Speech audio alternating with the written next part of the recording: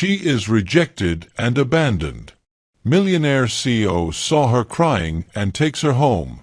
What happens next will shock you. My beautiful, lovely, powerful and wonderful family. There's something heavy on my heart I need to share with you.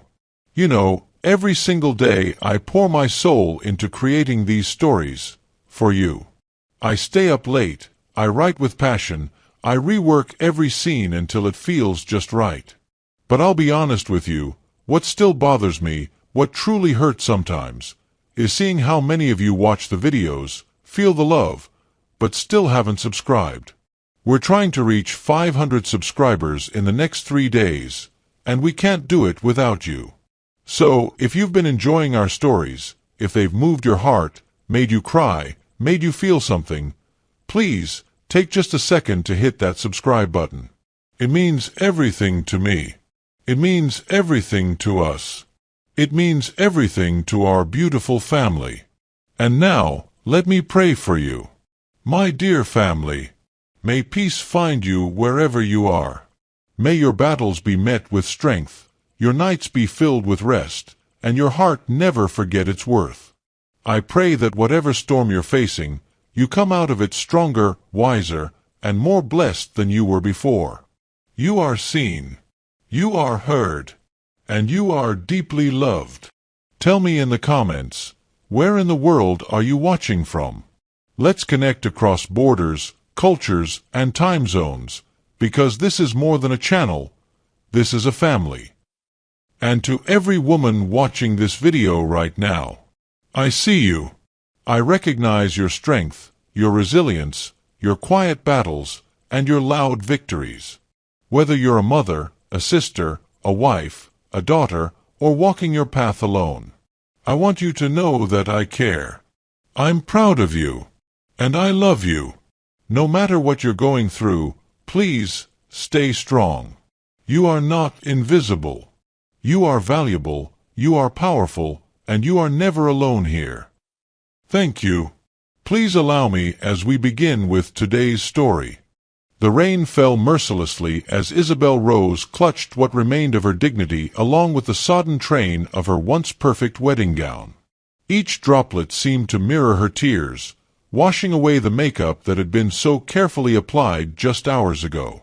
The bus stop's metal bench felt ice-cold through the delicate fabric, but the chill couldn't compete with the freezing emptiness spreading through her chest. "You're not good enough for my family," Daniel had whispered before announcing his rejection to the packed chapel. The words cut deeper than any physical wound ever could. Even more painful was watching her adoptive mother, Elizabeth, simply gather her purse and leave without a backward glance. Not a word of comfort, not a hand extended to the girl they'd taken in but never truly embraced. Isabel had spent 15 years trying to earn the affection that should have been freely given. Orphaned at 8 after her parents' fatal accident, she'd lived with the constant reminder that she should be grateful for the roof over her head, for the education provided, for being chosen when nobody else wanted her. Her every achievement was met with polite acknowledgement, her failures with tight-lipped disappointment. Daniel had seemed different at first, charming, attentive, impressed by her determination to create a career in architectural design despite her modest background. But slowly, his true colors had emerged. The subtle criticisms of her mannerisms. The helpful suggestions about changing her appearance to better suit his world. The gentle pressure to decline her hard-earned promotion because it wouldn't leave her enough time to support his ambitions. Still, she'd convinced herself it was love. That marriage would finally give her the belonging she'd craved since watching her parents' coffins lower into the ground. How foolish she'd been. The sleek black Bentley slowed to a stop before her, engine purring softly beneath the patter of rain. The window rolled down, revealing a man with intense eyes that held none of the judgment she'd grown accustomed to seeing. Nathan Reed had been driving home from another 14-hour workday when he first passed the solitary figure in white. Something about the image had pierced through his exhaustion, a bride, alone, in the rain. He'd circled back, unable to ignore the pull of conscience. "You shouldn't be out here alone," he said, his voice gentle yet firm. "Can I help you get somewhere?" Isabel looked up, momentarily disarmed by the genuine concern in this stranger's eyes. No pity, just humanity. "I'm fine," she whispered automatically, the response ingrained after years of hiding her pain. "With all due respect," Nathan replied, "you're sitting at an empty bus stop in a wedding dress during a downpour." "Fine" doesn't seem entirely accurate. A laugh escaped her then, brittle and surprised, the first honest sound she'd made all day. "No, I suppose it's not." Nathan stepped out, unconcerned about the rain soaking his custom suit, and offered his jacket. "I'm Nathan Reed. Let me drive you home at least." The word home hit Isabel like a physical blow. "I don't have one anymore," she admitted, the truth painful but somehow freeing. "I can't go back to my fiancé's apartment, and my adoptive family." She couldn't finish the sentence. Understanding darkened Nathan's expression. He'd built his technology empire from nothing after his family lost everything in the financial crash of 2008. He knew what it meant to have nowhere to turn. "I have a guest house," he said simply. "My mother lives in the main house. You'd be safe there while you figure things out." Every practical instinct warned against accepting. Yet something in his straightforward offer, absent of expectation or advantage, gave Isabel pause. In the midst of the worst day of her life, this stranger was offering kindness without agenda. "Why would you help me?" she asked, needing to understand. Nathan's smile held a shadow of old pain. "Because 10 years ago, I was sleeping in my car, showering at the gym, and trying to launch a company with my last $100. Someone gave me a chance when I needed it most. I believe in passing that forward." The estate that appeared after a 20-minute drive took Isabel's breath away. Gardens stretched behind wrought-iron gates, leading to a contemporary mansion whose warm lights glowed invitingly against the darkening sky. On the wide porch stood an elegant woman with silver-streaked dark hair, concern evident in her posture. "Mother," Nathan called as he helped Isabel from the car, "this is Isabel. She needs the guest house tonight." Judith Reed's eyes widened momentarily at the bedraggled bride, but no judgment crossed her refined features. Instead, she stepped forward, her hand extended in welcome. "You poor dear, you're completely soaked," she said, her voice warm with maternal concern that made Isabel's throat tighten painfully. "Come inside before you catch your death." The next hour passed in a blur of unexpected kindness. Judith insisted on running a hot bath in a marble tub, providing soft clothes that smelled of lavender, preparing a tray of homemade soup and freshly baked bread. All without a single question about why a bride sought shelter on her wedding night. "You must be exhausted," Judith said gently as Isabel finished her meal. "The guest house is ready whenever you'd like to rest. And tomorrow, if you want to talk, I've found that gardens make excellent listeners." The guest house turned out to be a charming cottage nestled among flowering trees, far more luxurious than anywhere Isabel had ever lived. As Judith wished her good night with a motherly squeeze of her hand, Isabel felt something unfamiliar bloom in her chest: safety. Nathan lingered at the doorway after his mother departed. "If you need anything, the main house is just through that garden path. Don't hesitate to call, regardless of the hour." "Thank you," Isabel whispered, the words wholly inadequate for the refuge they'd provided. "I don't know how I'll ever repay this kindness." "True kindness doesn't keep ledgers," Nathan replied, his gaze steady on hers.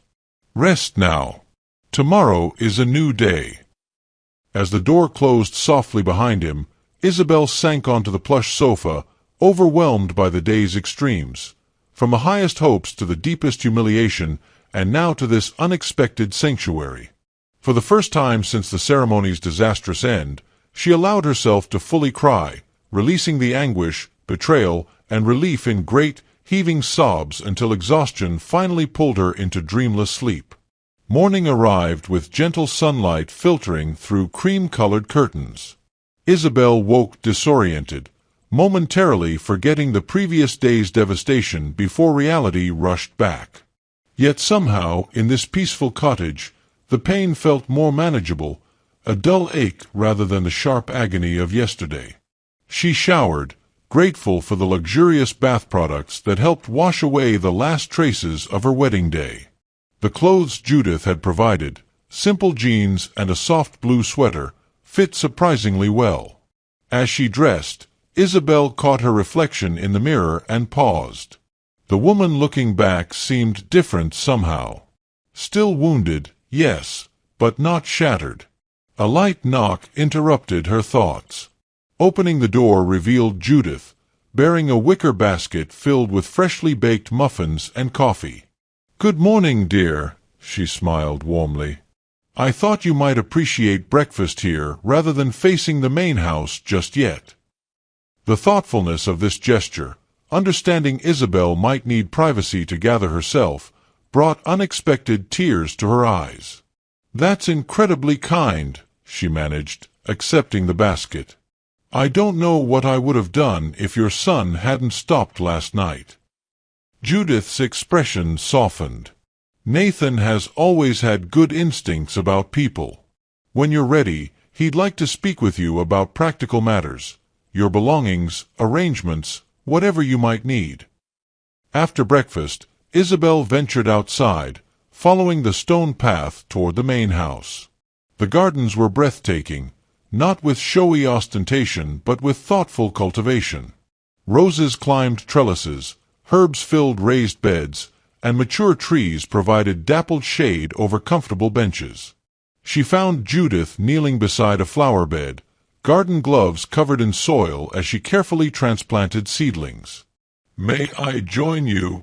Isabel asked hesitantly. Judith glanced up, her face brightening. "Please do. Gardening is always better with company." For the next hour, Isabel worked alongside the older woman, finding unexpected solace in the simple act of nurturing growing things. As they worked, Judith shared stories about the estate's history, her late husband's passion for environmental conservation, Nathan's journey from struggling entrepreneur to successful CEO of Reed Sustainable Technologies. "He built the company from nothing," Judith explained proudly. "Everyone told him sustainable energy solutions weren't profitable enough. The same investors who rejected his proposals now beg for meetings." Isabel listened, fascinated by this glimpse into Nathan's world. "He seems very driven." "Driven, yes, but compassionate too. His business model includes providing low-cost water filtration systems to communities lacking clean water access." Judith paused, studying Isabel. "May I ask about yesterday?" "Only what you're comfortable sharing, of course." The gentle inquiry opened a floodgate. Beneath the morning sun, hands buried in life-giving soil, Isabel found herself revealing everything. Her childhood loss, the emotionally barren years with her adoptive family, Daniel's gradual undermining of her confidence, and finally, the public humiliation at the altar. "He said he couldn't go through with marrying someone who would never truly fit into his world," Isabel concluded, her voice steadier than she'd expected. "And my adoptive mother just left. 15 years together, and she couldn't even check if I was all right." Judith set down her trowel, removing her gloves before taking Isabel's soil-streaked hands in hers. "Then they never deserved you. Family isn't about matching backgrounds or meeting expectations. It's about love, unconditional and unwavering." "I've never had that," Isabel admitted quietly. "Perhaps not yet," Judith replied, her expression thoughtful. "But life has chapters, dear. Your story isn't over, it's just taking an unexpected turn." Their conversation was interrupted by Nathan's arrival, dressed casually in jeans and a light sweater that couldn't disguise his athletic build. He carried a tray with lemonade and glasses, looking momentarily surprised to find Isabel working in the garden. "You've been recruited into Mother's botanical army, I see," he smiled, setting down the tray. "She claims gardening heals everything from broken bones to broken hearts." "Your mother might be onto something," Isabel replied, surprised by the ease she felt in his presence. "I feel more like myself than I have in years." Lunch was served on the stone patio, a simple but delicious meal of fresh salads and homemade bread. The conversation flowed naturally, touching on architecture, Isabel's profession, sustainable technology, Nathan's passion, and literature, Judith's favorite subject. Not once did they treat Isabel like a charity case or damaged good. Instead, they engaged with her ideas, laughed at her observations, and made her feel, perhaps for the first time since childhood, valued for herself. As afternoon shadows lengthened, Nathan broached the subject they'd been delicately avoiding. "Isabel, I hope you'll stay as long as you need to regroup. But I imagine you'll want your personal belongings. Would tomorrow be too soon to retrieve them?" The thought of returning to Daniel's apartment sent anxiety coursing through her. "He'll be at work, but I don't have a key anymore. I left everything in my rush to get away." "I have connections with a locksmith who can assist legally, since you've been living there," Nathan offered. "And I'd be happy to accompany you, if that would help." Isabel hesitated, unused to accepting support. "Why are you doing all this for a complete stranger?" Nathan's expression grew serious. "Because I know what it's like to have your world collapse overnight. After my father died, we discovered he'd made terrible investments. We lost everything: home, status, friends who suddenly couldn't remember our phone number." His jaw tightened at the memory. "A former business associate of my father's gave me office space for my startup when everyone else showed me the door. Without that chance, Reed Technologies wouldn't exist." Isabel understood then. His kindness wasn't pity but genuine empathy born from experience. "I'd appreciate your help tomorrow," she said simply. That evening, Isabel explored the cottage more thoroughly, discovering a small library nook with well-worn classics and contemporary novels. She selected one and curled up on the window seat, reading until soft moonlight spilled across the pages. A gentle tap at the door revealed Nathan, holding a small package. "I thought you might need this," he said, handing her a new smartphone. "Yours was missing when we found you, and I imagined you might want to contact work or friends." The thoughtfulness of this gesture, practical yet respectful of her independence, touched Isabel deeply. "Thank you. I hadn't even thought about my phone.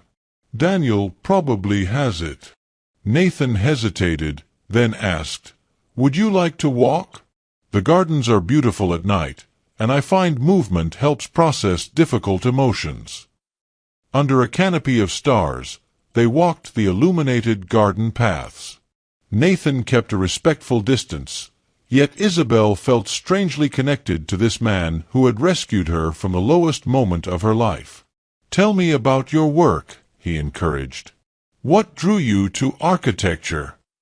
"I've always loved creating spaces where people feel safe," she explained, the passion for her profession temporarily overshadowing her personal troubles.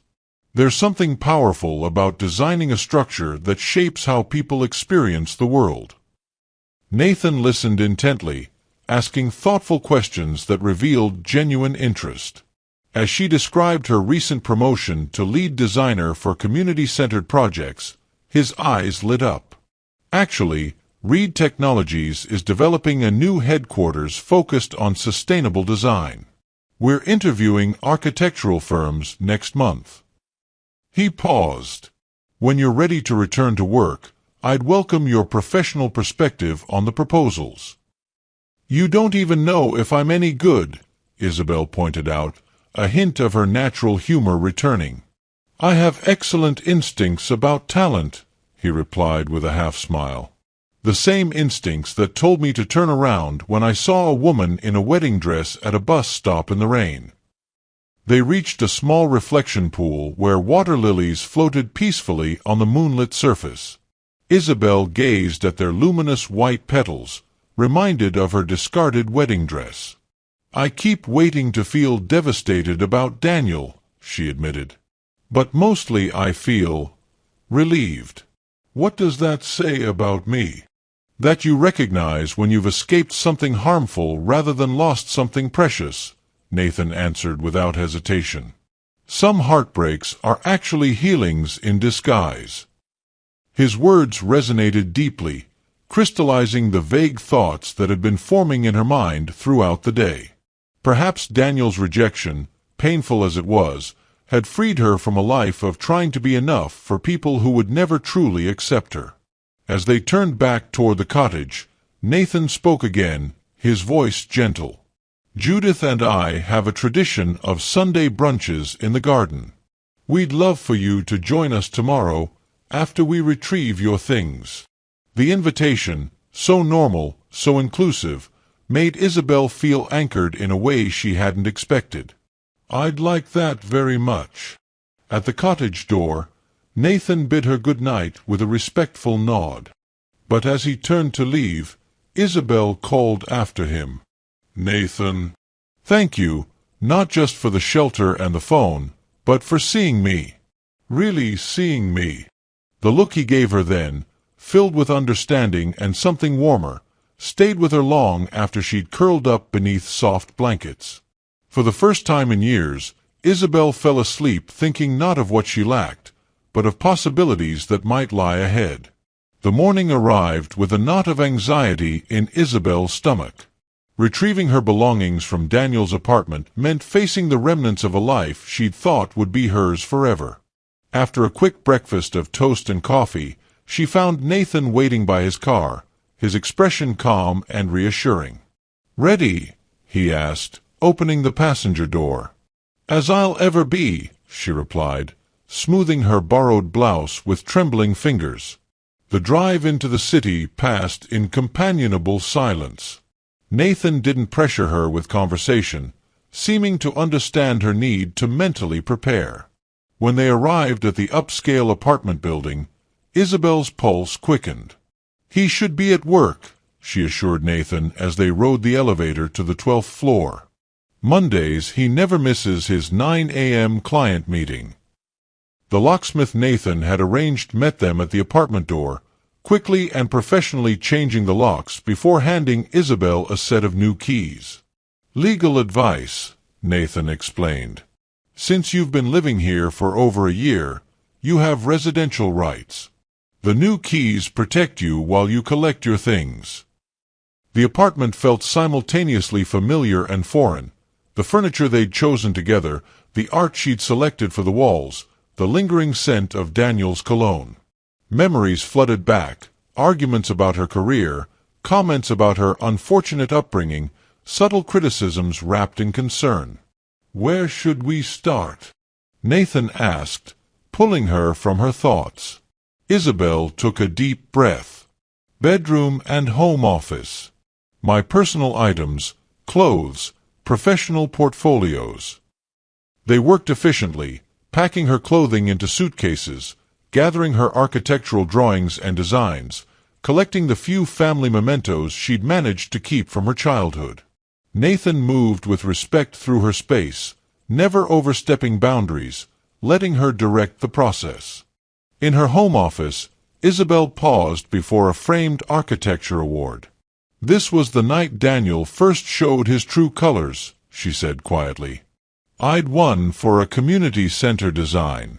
He spent the entire celebration explaining to everyone how he'd helped me refine my unsophisticated concepts. I hadn't shown him a single draft." Nathan's expression tightened momentarily. Some people can only feel tall by standing on others. The elevator chimed in the hallway as they packed the last box of her books. Isabel froze, recognizing the sound of Daniel's key in the door, the door with new locks. "Isabel, are you in there?" His voice came through, followed by pounding. "What's happened to the locks?" Nathan glanced at her, his gaze questioning. After a moment's hesitation, Isabel nodded and moved toward the door. She opened it to find Daniel standing there, his handsome face contorted with anger. "What do you think you're doing? Changing my locks? After you embarrassed me by running out of our wedding." "I embarrassed you?" The words escaped before she could stop them, incredulous and sharp. "You rejected me at the altar in front of everyone we know." Daniel's gaze darted past her, widening as he spotted Nathan. "Who is this? You're already with someone else." Nathan stepped forward, his presence calm but unmistakably protective. "I'm a friend helping Isabel collect her belongings. Nothing more." "Wait." Daniel's expression shifted as recognition dawned. "You're Nathan Reed, the tech guy." His tone changed immediately, becoming almost ingratiating. "Look, there's been a misunderstanding. Isabel and I just had a minor disagreement." "You called me unsuitable for your family," Isabel interrupted, a new strength in her voice. "You said my background would always be a liability." "That wasn't a disagreement, Daniel. That was a revelation of your character." Daniel's pleasant mask slipped, revealing the coldness beneath. "Oh, come on. You always knew you were reaching above your station with me. My family has connections you couldn't possibly understand. I tried to help you fit in, but some things can't be polished." The words struck their intended target, but instead of crumbling, Isabel felt a surprising calm wash over her. She could see Daniel clearly now, not as the charming man she'd fallen for, but as someone whose affection had always been conditional, whose love came with constant assessment. "You're right about one thing," she said evenly. "I was reaching for approval that shouldn't have been necessary. Thank you for refusing to marry me. It might be the only genuine favor you've ever done for me." Daniel's face flushed with anger. "You'll regret this. Good luck finding another position in this city. My family's firm has connections with every major architectural company." "Are you threatening her professional reputation?" Nathan's voice cut through Daniel's tirade, quiet but edged with steel. Daniel faltered, suddenly remembering who he was speaking in front of. "I'm simply stating facts." "Interesting facts," Nathan replied, removing his phone. "Facts that sound remarkably like blacklisting threats. I wonder how the architectural community would view such behavior. Or the business press that's currently featuring your family's firm." The color drained from Daniel's face. "That's not what I—" "Here's what's going to happen," Nathan continued, his tone calm but brooking no argument. "Isabel will take her belongings, which she's legally entitled to do. You will not contact her workplace or interfere with her career in any way. If you do, I'll ensure every architectural journal and business publication knows exactly how your family conducts themselves professionally." Daniel's jaw worked silently for a moment. "Who do you think you are?" "Someone who recognizes value where you saw only background," Nathan replied. "Now, we're leaving with Isabel's things." The ride back to the estate passed in thoughtful silence. Isabel stared out the window, processing the confrontation. When they pulled through the gates, she finally spoke. "Thank you for being there. But I need to fight my own battles." Nathan turned to her, his expression serious. "You did fight your own battle. You stood your ground and spoke your truth. I just provided backup." "Still," she persisted, "I can't depend on you to shield me." "Then don't," he said simply. "Use the guest house as a launching pad, not a hiding place."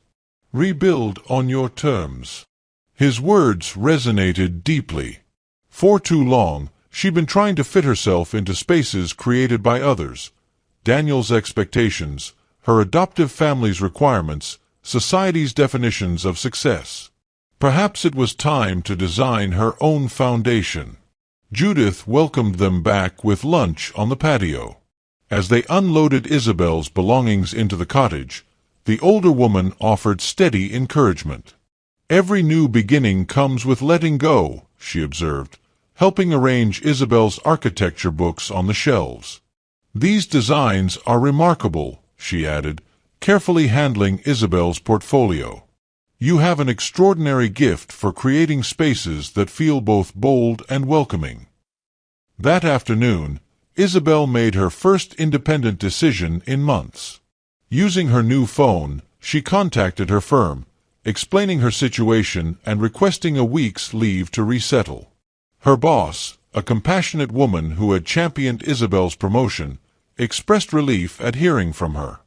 "The industry is smaller than people think," she told Isabel. "Word of what happened at your wedding reached us. Take the time you need, but know your position is secure. Talent like yours doesn't grow on trees, regardless of what certain families might suggest." The validation from her professional life provided another strand of strength. By evening, Isabel found herself sitting on the cottage porch, sketching idly as the sunset painted the gardens in gold and amber. The design taking shape under her pencil surprised her, a sanctuary space, inspired by the piece she'd found in Nathan and Judith's garden. In her home office, Isabel paused before a framed architecture award. "This was the night Daniel first showed his true colors," she said quietly. "I'd won for a community center design. He spent the entire celebration explaining to everyone how he'd helped me refine my unsophisticated concepts. I hadn't shown him a single draft." Nathan's expression tightened momentarily. Some people can only feel tall by standing on others. The elevator chimed in the hallway as they packed the last box of her books. Isabel froze, recognizing the sound of Daniel's key in the door with new locks. "Isabel, are you in there?" His voice came through, followed by pounding. "What's happened to the locks?" Nathan glanced at her, his gaze questioning. After a moment's hesitation, Isabel nodded and moved toward the door. She opened it to find Daniel standing there, his handsome face contorted with anger. "What do you think you're doing? Changing my locks? After you embarrassed me by running out of our wedding." "I embarrassed you." The words escaped before she could stop them, incredulous and sharp. "You rejected me at the altar in front of everyone we know." Daniel's gaze darted past her, widening as he spotted Nathan. "Who is this? You're already with someone else." Nathan stepped forward, his presence calm but unmistakably protective. "I'm a friend helping Isabel collect her belongings. Nothing more." "Wait." Daniel's expression shifted as recognition dawned. "You're Nathan Reed, the tech guy." His tone changed immediately, becoming almost ingratiating. "Look, there's been a misunderstanding. Isabel and I just had a minor disagreement."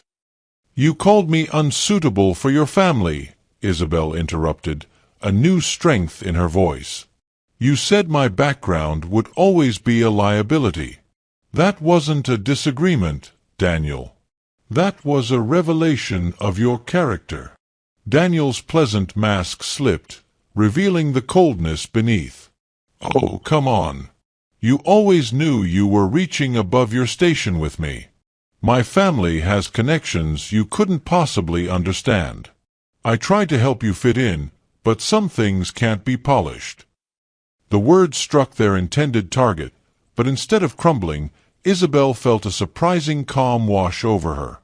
She could see Daniel clearly now, not as the charming man she'd fallen for, but as someone whose affection had always been conditional, whose love came with constant assessment. "You're right about one thing," she said evenly. "I was reaching for approval that shouldn't have been necessary. Thank you for refusing to marry me. It might be the only genuine favor you've ever done for me." Daniel's face flushed with anger. "You'll regret this. Good luck finding another position in this city.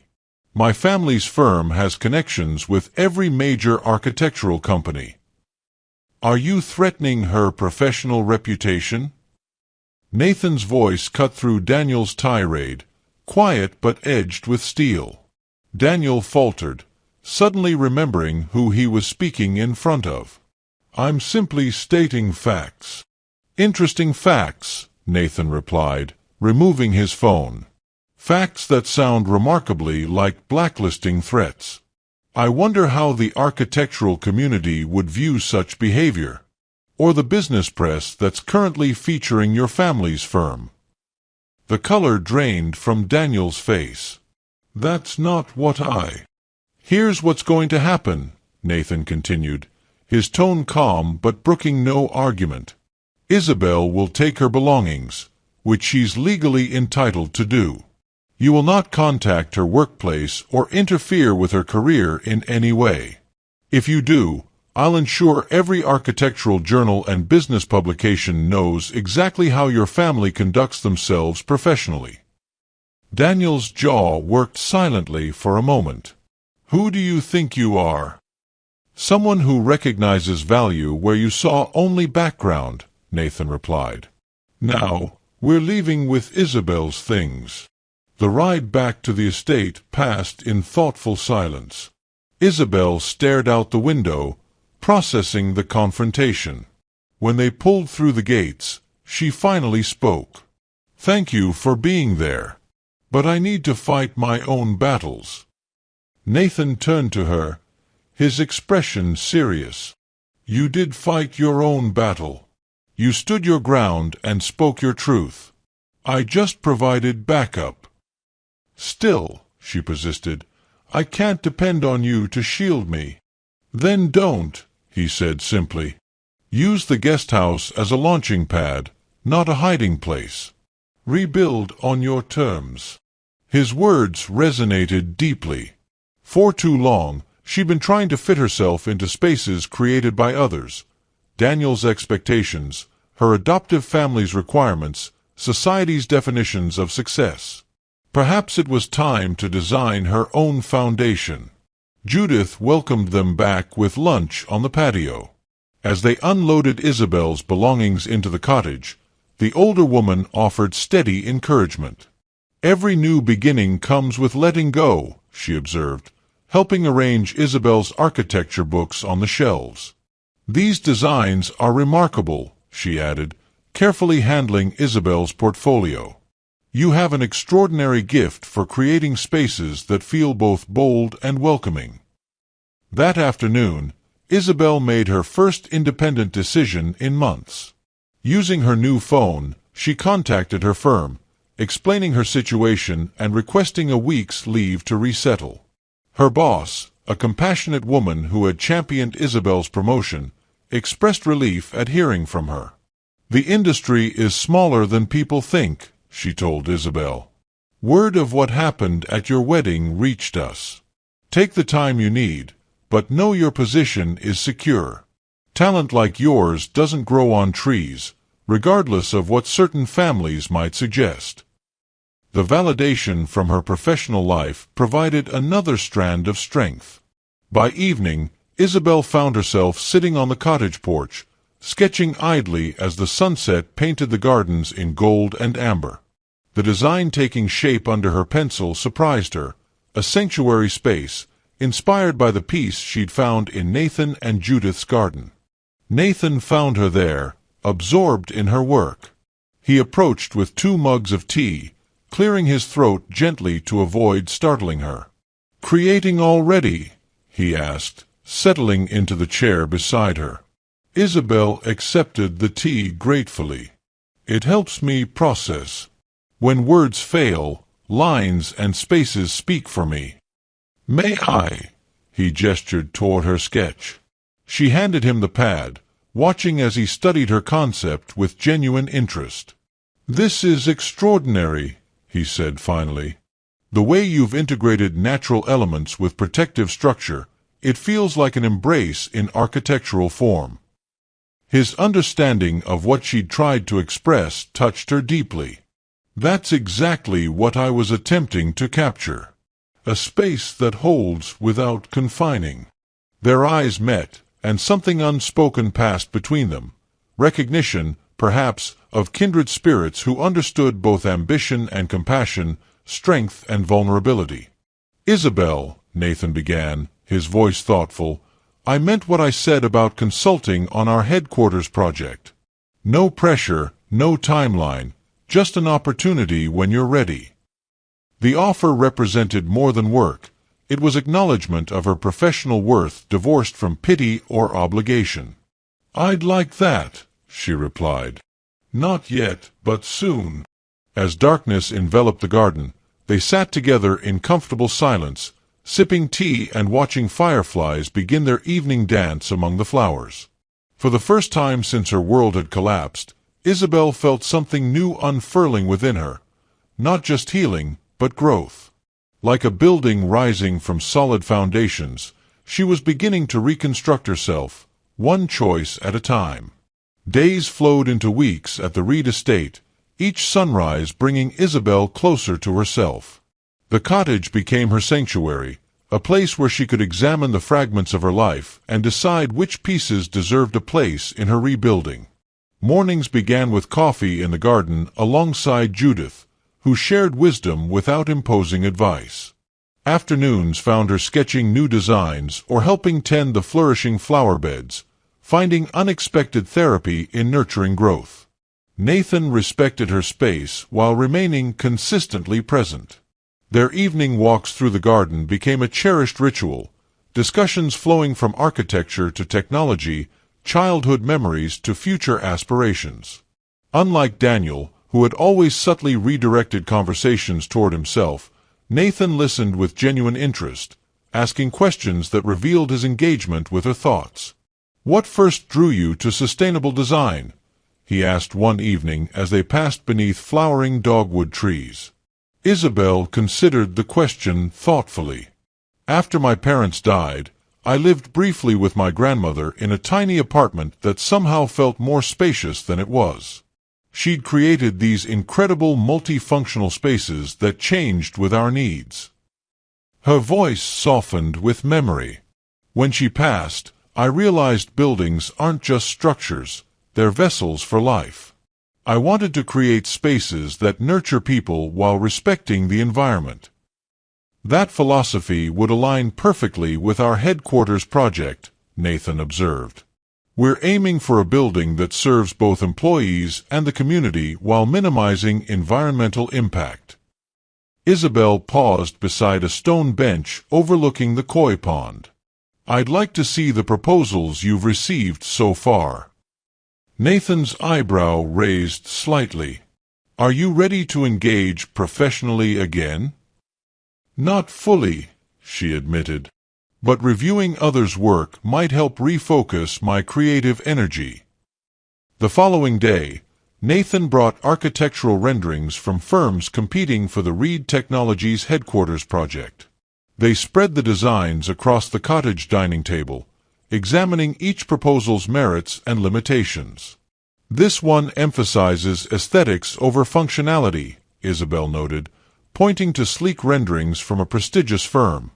"Beautiful, but the workspace flow would create departmental isolation rather than collaboration." Nathan nodded, impressed by her analysis. "What about this concept? The sustainability metrics look promising." Isabel studied the plans carefully. "The energy efficiency is excellent, but they've sacrificed natural light in the process. Studies show employee well-being increases significantly with access to daylight." 4 hours, they analyzed the proposals, Isabel's professional confidence visibly strengthening as she articulated insights that combined technical knowledge with human-centered design principles. When they finished, Nathan gathered the renderings with a thoughtful expression. "Would you consider submitting your own concept?" he asked. "No obligation to execute, just an exploration of ideas." The proposition caught her off guard. "Wouldn't that be a conflict of interest?" "Not if you're clear it's a consulting role. Your perspective is valuable precisely because you're independent." The seed planted, Isabel found herself sketching late into the night, ideas flowing freely for the first time since before her relationship with Daniel had begun eroding her creative confidence. By morning, preliminary concepts had taken shape, a building that harmonized with its surroundings while fostering community connections both inside and out. Meanwhile, Judith had become a maternal presence unlike anything Isabel had experienced with her adoptive mother. One rainy afternoon, she invited Isabel to help sort through old photographs, sharing stories of Nathan's childhood and her late husband's environmental activism. "Richard was brilliant but stubborn," Judith chuckled, showing Isabel a photo of a distinguished man standing proudly beside a much younger Nathan. "Nathan inherited both qualities, though he's learned to temper stubbornness with flexibility." Isabel studied the image, noting the resemblance between father and son. "Nathan mentioned losing him young. That must have been devastating." Judith's expression softened with old grief. "It was. Richard's heart failed unexpectedly when Nathan was just 22. The company he'd built collapsed shortly after, poor management and risky investments." Her fingers traced the photograph's edge. "We lost everything, our home, our status, most of our friends." "How did you survive that?" Isabel asked quietly. "One day at a time," Judith replied, wisdom in her gentle smile. Nathan dropped his MBA studies to work 3 jobs while developing his water filtration prototype at night. "I sold homemade preserves at farmers' markets. We lived in a 1-bedroom apartment and saved every penny." Pride warmed her voice. "When Nathan secured his first investor, we celebrated with ice cream cones on a park bench." The story resonated deeply with Isabel. Here was a family who had rebuilt from ruins, who understood that worth wasn't measured by social acceptance or material possessions. "Thank you for sharing this with me," Isabel said, unexpected tears pricking her eyes. "For treating me like family when my own couldn't be bothered." Judith squeezed her hand warmly. "My dear, sometimes the family we create matters more than the one we're born into." 2 months after arriving at the Reed estate, Isabel received an email that made her heart pound. Her adoption agency had located information about her birth mother, information Isabel had requested years ago but her adoptive parents had discouraged pursuing. Now, with trembling fingers, she opened the attachment. Her birth mother had been an architectural student, unmarried and only 20 when Isabel was born. Unable to raise a child while completing her degree, she had made the heartbreaking choice to place her daughter for adoption, leaving a letter to be delivered when Isabel turned 18, a letter her adoptive parents had apparently intercepted and hidden. The scanned handwritten pages revealed a young woman's anguished decision and fervent hopes for her baby's future. "I dream you'll find a loving family who cherishes your curious mind and creative spirit," she had written. "Know that giving you away was the hardest choice I've ever made, but I wanted you to have opportunities one couldn't provide." Isabel sat motionless on the cottage sofa, tears streaming down her face as pieces of her identity clicked into place. Her passion for architecture hadn't come from nowhere, it ran in her blood. Her creativity wasn't a random talent, but a genetic inheritance. When Nathan found her there, still clutching the printed letter, he listened without interruption as she shared her discovery. Without prying, he offered quiet support, his steady presence anchoring her through the emotional tide. "Would you like to try finding her?" he asked gently. Isabel nodded, determination forming beneath her tears. "I need to know where I came from." Not to replace what I'm building now, but to complete the picture. Whatever resources you need, private investigators, DNA services, they're yours, Nathan offered, his expression open and sincere. Everyone deserves to know their origins. That evening, as they walked the now familiar garden paths, Isabel felt a profound shift within herself. The abandoned bride who had arrived at the Reed estate had begun to fade, replaced by a woman discovering her authentic identity, professional, personal, and now even biological. "I've been thinking," she said as they paused beneath the pergola dripping with wisteria blooms. "It's time I returned to work. Not because I'm ready to leave here, but because I'm ready to reclaim my career on my terms." Nathan studied her with quiet admiration. "The firm would be lucky to have you back." "Actually," Isabel smiled, "I've decided to start my own practice. Small at first, focusing on sustainable residential designs. Being here, helping restore balance to spaces, it's clarified what matters to me professionally." "That's remarkable," Nathan said, genuine respect in his voice. "Starting your own business takes courage." "I've had excellent examples of courage lately," she replied, her gaze meeting his. "You and Judith rebuilt from nothing. That's more inspiring than any architectural theory I've studied." His expression softened. "You give us too much credit. Survival isn't the same as courage. It is when you refuse to be defined by loss," Isabel countered. She hesitated, then added, "Thank you for showing me that healing doesn't mean forgetting the pain, it means building something new around it." Nathan regarded her thoughtfully, something warm and unspoken passing between them. "Judith says you've started sketching concepts for our headquarters project." Isabel nodded, suddenly shy about her creative resurface. "Just preliminary ideas. Nothing formal." "I'd like to see them," he said. "Not as a potential client, but as someone who appreciates your vision." As twilight deepened around them, transforming the garden into a painting of indigo shadows and silver moonlight, Isabel felt a quiet certainty settle in her heart. Whatever came next, finding her birth mother, launching her practice, possibly even exploring the undeniable connection growing between her and Nathan, she would face it standing firmly on foundations of her own design. My dear viewers, we've journeyed with Isabel from her darkest moment, abandoned at the altar and sitting alone in the rain, to this powerful turning point where she's beginning to rediscover her true self.